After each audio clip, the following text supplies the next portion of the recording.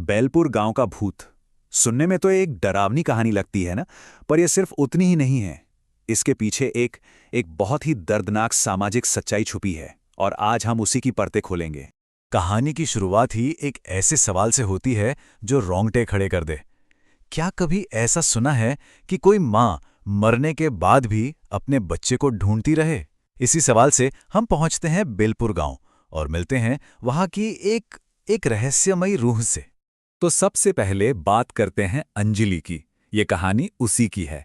एक ऐसी औरत जिसकी जिंदगी आप कह सकते हैं कि सालों की बेरहमी और बांझपन के ताने बस इसी से पहचानी जाती थी।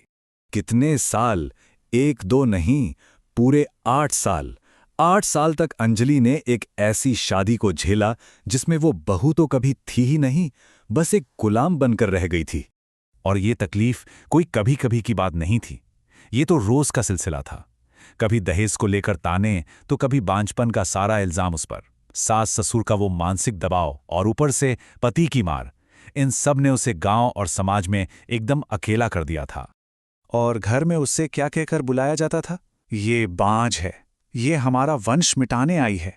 सोचिए, यही शब्द बार बार दिन रात, यही उसकी पहचान बना दी गई थी। बात यहीं नहीं रुकी। इस इल्जाम पर पक्की मोहर लगाने के लिए उसके ससुर ने एक झूठी कहानी गढ़ दी। कह दिया कि डॉक्टर ने बोला है, कमी इसी में है। बस ये एक ऐसा झूठ था जिसके बाद अंजलि के लिए अपने बचाव के सारे रास्ते बंद हो गए। फिर 5 साल तक ये सब सहने के बाद ऐसा लगा कि जिंदगी में एक चमत्कार हुआ है। अंजलि गर्भवती हो गई, लेकिन ये कोई खुशी की खबर नहीं बनी। ये तो एक श्राप साबित हुई, जिसने परिवार की क्रूरता को और बढ़ा दिया। एक तरफ अंजलि सोच रही थी, मेरे अंदर एक नई जान पल रही है, शायद शायद अब सब कुछ ठीक हो जाएगा। पर दूसरी तरफ उसके परिवार का फैसला क्या था? हमें तो सिर्फ वारिस से मतलब है, ये तो बस एक जरिया है। बच्चा पैदा होने के बाद इसको भेज देंगे। मतलब जिसे अंजलि अपनी जिंदगी की नई शुरुआत समझ रही थी, वो उसके परिवार के लिए सिर्फ एक सौदा था और कुछ नहीं। गर्भवती होने के बाद भी उसकी हालत सुधरने के बजाय और भी ज्यादा बिगड़ गई। उससे भारी भरकम काम करवाया जाता।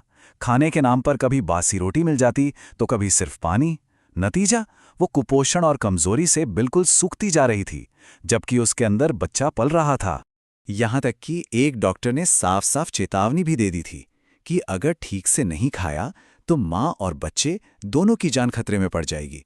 पर यह एक ऐसी सच्चाई थी जिसे उसके घरवालों ने सुना ही नहीं, या शायद सुनना ही नहीं चाहते थे। और फिर कहानी अपने सबसे भयानक, सबसे क्रूर मोड़ पर पहुंचती है। एक बहुत ही मामूली सी बात सालों से अंदर दबी हुई नफरत को एक ज्वालामुखी की तरह बाहर ले आती है, और इसका अंजाम होता है एक ऐसा अपराध जिसके बारे में सोचा भी नहीं जा सकता। क्या थी वजह? सिर्फ ठंडा खाना। हाँ, उसका पति रघुवीर नशे में धुत था। बस ठंडे खाने का बहाना मिला और उसने अंजलि पर वो आखिरी जानलेवा हमला कर दिया।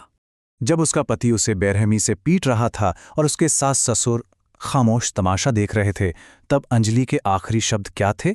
एक गुहार, मेरे पेट में बच्चा है, बच्चे के लिए तो रुक जाओ। उसकी मौत के बाद घर में कोई अफसोस नहीं था, बल्कि एक बहुत ही ठंडे दिमाग से बनाई गई योजना थी। फैसला लिया गया, पुलिस का चक्कर नहीं, गांव में बदनामी नहीं, कोई अंतिम संस्कार नहीं, कोई चिता नहीं। करना क्या है?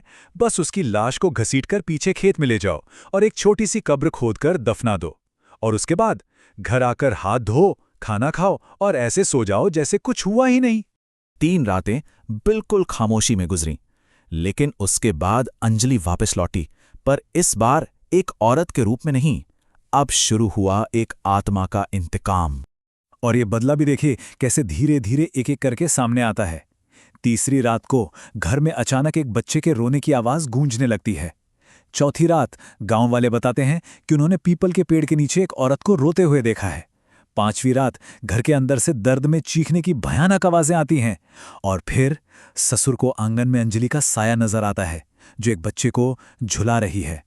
उनका ये डर आखिरी रात को अपने चरम पर पहुंचता है। तीनों डर के मारे एक ही कमरे में दुबके हुए हैं, और तभी कमरे में एक बर्फीली ठंडी हवा घूमने लगती है। उसकी आत्मा उनके सामने आती है और सिर्फ एक सवाल पूछती है, मेरा बच्चा कहाँ है? और बस इसी सवाल के साथ उन तीनों कातिलों का दम धीरे धीरे घुटने लगता है। वो चीख तक नहीं पाते। अंजलि का बदला पूरा हो चुका था, लेकिन उसकी कहानी यहां खत्म नहीं हुई, बल्कि ये उस गांव की एक ऐसी किंवदंती बन गई, एक ऐसा साया जिसने गांव को हमेशा के लिए अपनी गिरफ्त में ले लिया।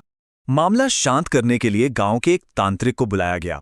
उसने बताया कि ये कोई आम आत्मा नहीं, ये एक गर्भवती आत्मा है।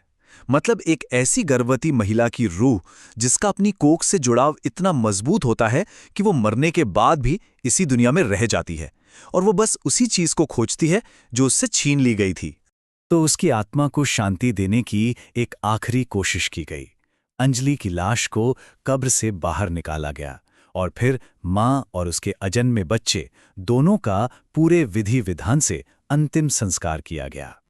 हाँ, उस परिवार पर से तो साया हट गया, पर उसकी मौजूदगी उस गांव से कभी गई ही नहीं। कहते हैं आज भी बेलपुर के उन खेतों में एक अजीब सी ठंडी सी मौजूदगी महसूस होती है। और इस तरह ये कहानी वहीं आकर खत्म होती है जहां से शुरू हुई थी, एक सवाल के साथ। एक ऐसा सवाल जो आज भी उस गांव की हवाओं में गूंजता है। एक मां के कभी ना खत्म होने वाले दर्द भरे प्यार की एक पुकार, मेरा बच्चा कहाँ है?